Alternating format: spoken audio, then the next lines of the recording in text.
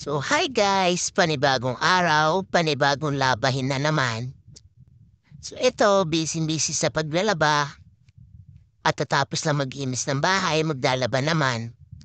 Alam naman natin na ang labahin ng isa sa pinaka hindi nauubos. Dito na umiikot ang ating mundo araw-araw. Hindi pong araw-araw ka na naglaba, may tubal at may tubal pa din.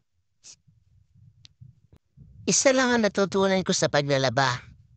Yun ay ang huwag mong ibuhos ang lahat ng lakas mo sa paglalaba. Magtira ka rin para sa pagsasampay. Alam naman natin na pagkatapos maglaba ay isasampay pa natin ito.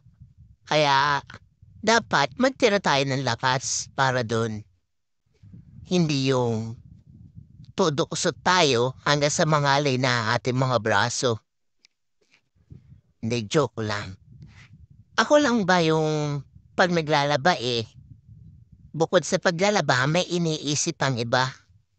Yung tipong, ano kayang susunod kong gagawin? Ano kayang mga pwede pong mangyari sa buhay ko? Ano pa kayang maaaring mangyari? Yayaman pa ba ako? Magkakapera pa ba ako? Mabibili ko pa ba yung mga gusto ko? Yung feeling na nag-i-imagine ka na rin hanggang sa hindi mo namamalayan maya-maya tapos ka na pala sa labahin mo. Isa lang yun sa mga diskarte ko para hindi ko maramdaman yung pagod sa paglalaba o sa kahit anumang bagay na ginagawa ko. Maganda na yung maging positibo tayo sa mga bagay-bagay. Think positive lang palagi tayo mga guys.